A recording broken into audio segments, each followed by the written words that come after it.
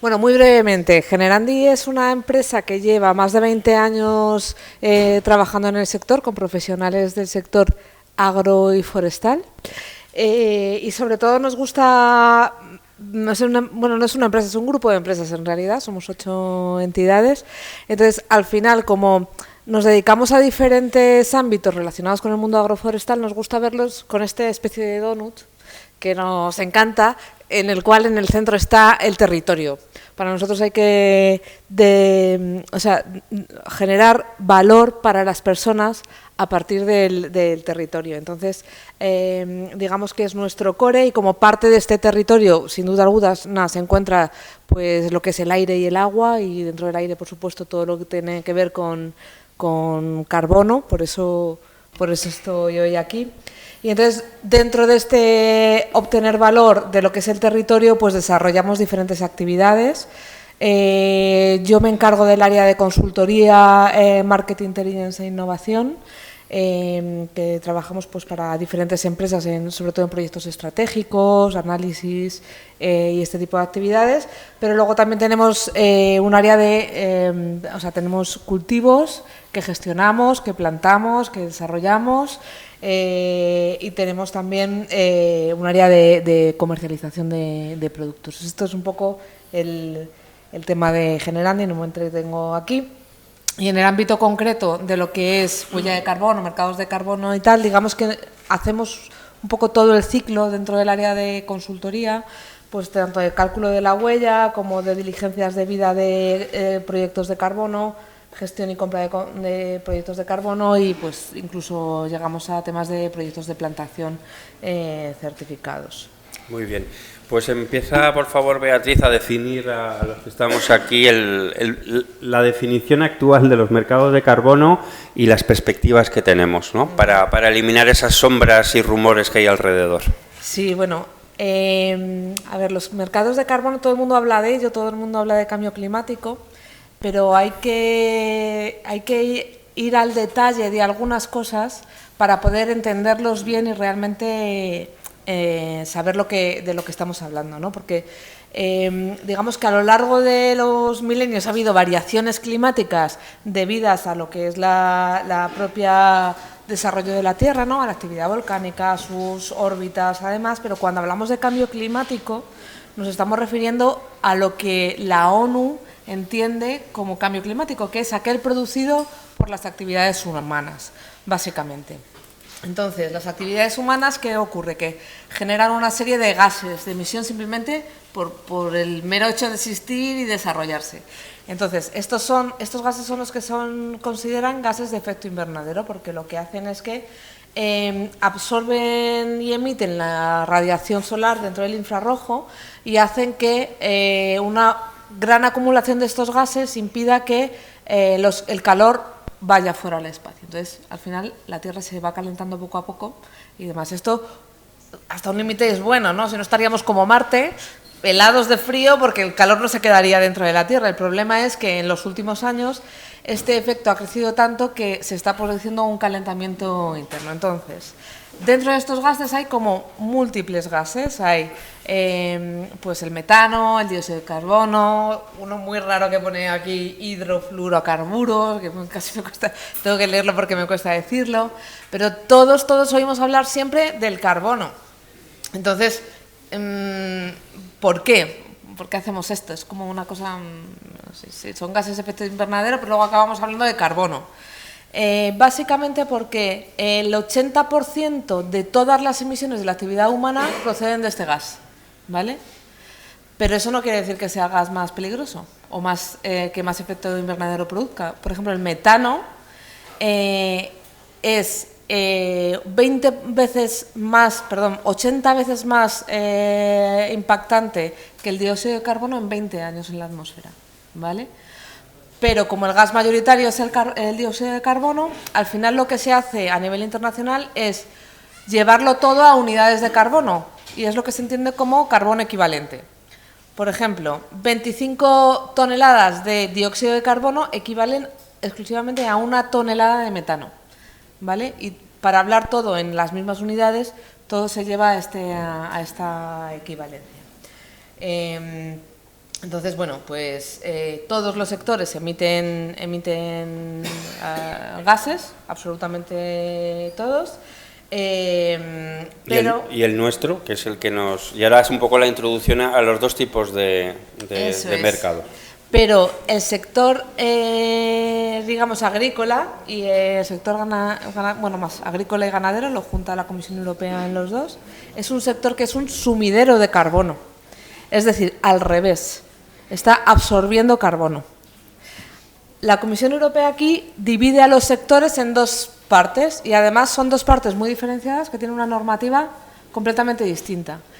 Y aquí también suele haber errores de interpretación, porque muchas veces estamos hablando de la normativa referida a un sector y estamos hablando del sector contrario. Me explico.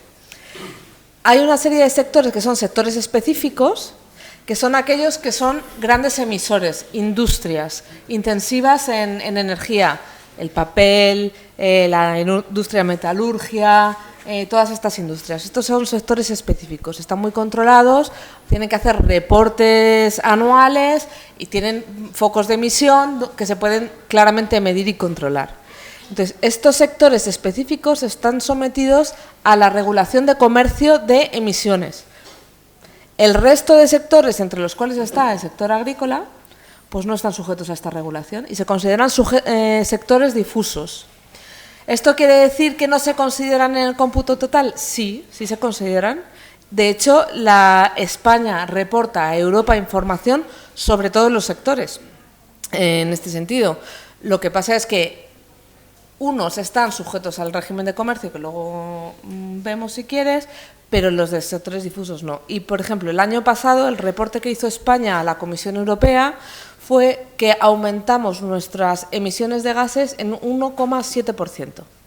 Sin embargo, el sector agrícola y ganadero supuso una reducción de gases de efecto invernadero en un 5,7%. Por tanto, este sector está aportando en positivo a España. Precisamente por ese efecto de sumidero, ¿no? Exactamente, eso es. Eso es. Entonces, básicamente, esta es la diferencia entre los dos sectores. Si veis en un lado, la Comisión Europea en sus acuerdos internacionales se comprometió a reducir sus emisiones a lo largo del tiempo en una cantidad concreta, ¿vale?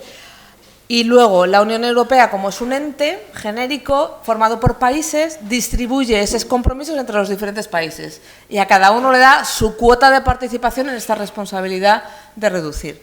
Por eso luego España reporta a Europa cuántas emisiones emitimos por nuestra parte y tenemos un compromiso de reducción. Entonces, los sectores específicos están sujetos a la normativa europea de comercio de derechos de emisión, la ETS, que tiene unos precios públicos de carbono y que son, muchas veces cuando se habla, ¿cuánto cuesta la tonelada de carbono?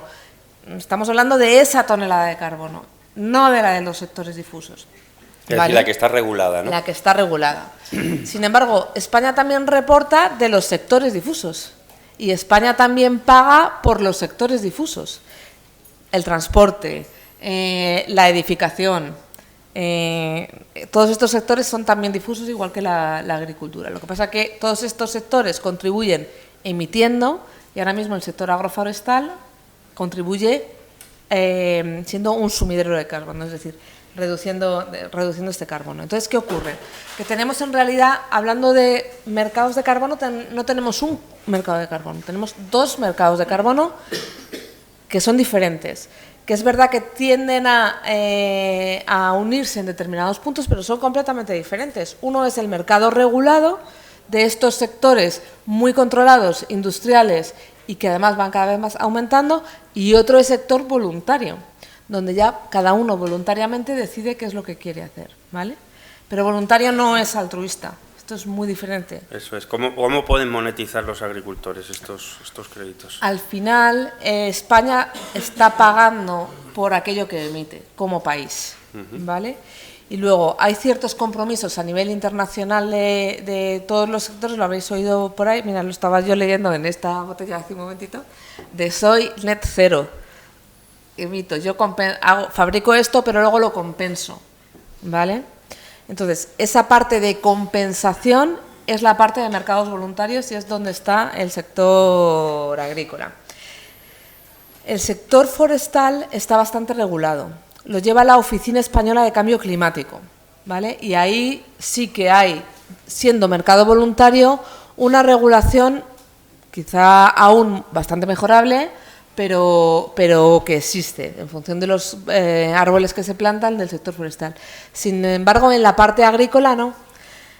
Aún queda mucho camino. Yo creo que como ahora se están apretando las tuercas para llegar a net cero en 2050, va a mejorar la regulación a todos los niveles en este sentido. Pero el sector agrícola no está tan regulado. ¿Cuáles son las causas? Por las que no está regulado, pues porque hasta... Bueno, te voy a dar mi opinión sincera. Claro, hasta ahora es España quien se ahorra estas emisiones. En la medida que esto se regule, puede haber relaciones entre empresas y sectores para que estas absorciones se produzcan, me explico. Ahora mismo, ese 5,7% que decía yo que ha asumido el sector agrícola, lo que hace es que España se lo ahorra en sus multas o en sus compromisos, ¿vale? Pero si una empresa agrícola llega a un acuerdo con una empresa como esta, que quiere compensar sus emisiones a nivel privado, España no podría utilizar esas emisiones. ¿Por qué? Pues porque sería una doble contabilidad, ¿vale? Entonces, yo creo que hasta ahora no se han metido en esa regulación, aparte de por su complejidad y demás, porque España lo está reportando como país. Pero ahora ya las empresas de manera individual, las grandes empresas han asumido como parte de su compromiso de responsabilidad social, su ESG, su inversión en ser net cero. Y la única forma que tienen ser net cero es compensando sus emisiones a través de proyectos forestales o agrícolas. Los forestales, como decía, funcionan a través de la Oficina Española de Cambio Climático. Los agrícolas también funcionan con esquemas privados de compensación. ¿Vale lo mismo ese crédito de carbono o valdrá lo mismo en un mercado regulado que el voluntario? Es decir, el agricultor va a sacar más valor por el hecho de estar en el mercado voluntario o menor. Vale, son dos mercados, como decía, diferentes. El regulado, lo podéis ver ahí, como es público y es notorio, podéis ver cómo ha ido creciendo el valor de crédito de carbono a medida que la Comisión Europea ha ido presionando a los sectores. Inicialmente, estos sectores... Les pregunto, ¿cuántas emisiones tienes? 100, pues toma, 100, te doy de crédito. Entonces no les costaba nada. Pero al año siguiente o a los años siguientes, en las diferentes fases de implementación, le ha dicho, ¿cuántas emites? 100, pues ahora te doy 70. Y ahora te doy 50. Y antes era industria y metalurgia y ahora meto aviación.